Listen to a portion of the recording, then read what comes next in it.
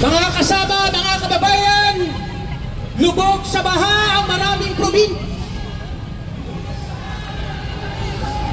Lubog sa baha ang komunidad ng mga manggagawang Pilipino. Pero ngayong araw, nagtatampisaw ang mga burokratang kapitalista.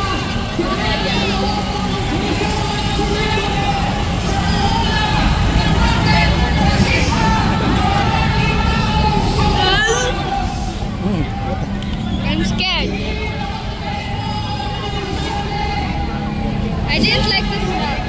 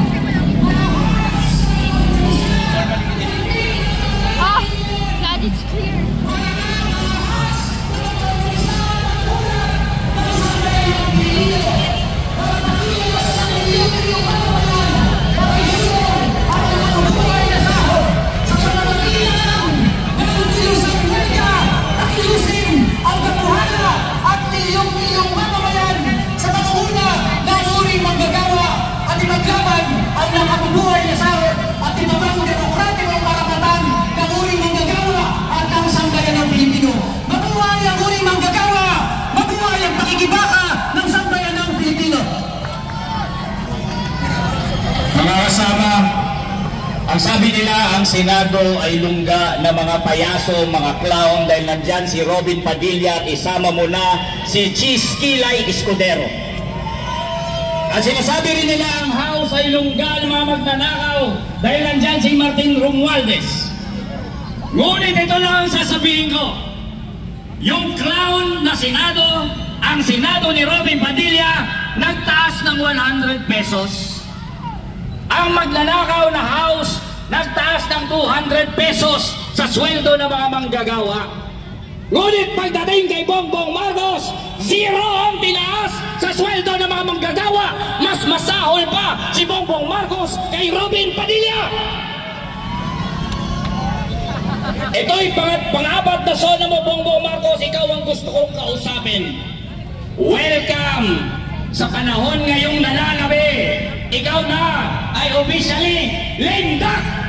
Lindak ka na walang naniniwala sa'yo, walang makikinig sa'yo. Ang Supreme Court, hindi ka pinapaniwalaan. At dapat ikaw ay bumawi na lang sana sa manggagawa.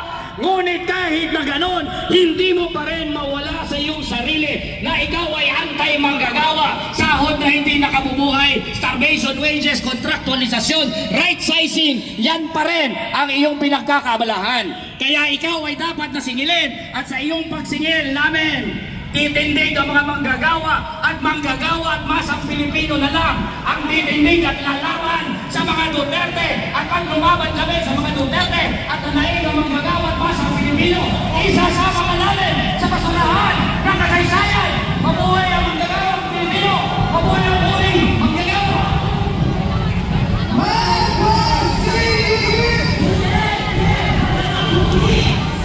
ABS-CBN!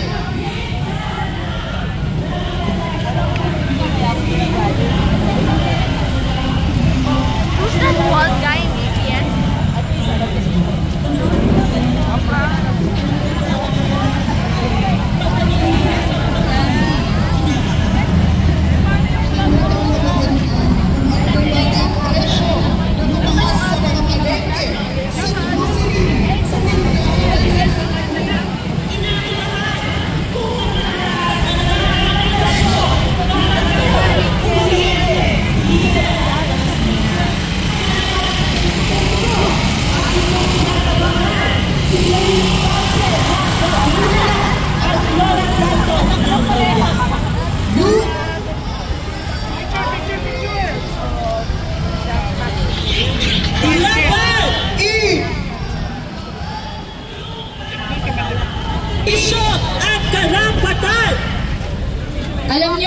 kasama, mga kababayan, sa panahon ngayon na walang tigil ang pagtaas ng presyo ng mga bilihin ay hindi na sinisingil pa ng mga dagdag bayarin na buwis gaya ng lintik na VAT na yan at ng excise tax na yan. Dahil alam naman natin na ang ibinabayad nating buwis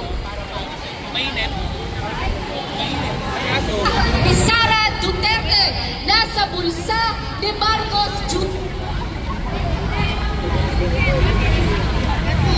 Bansa, tayong mga Pilipino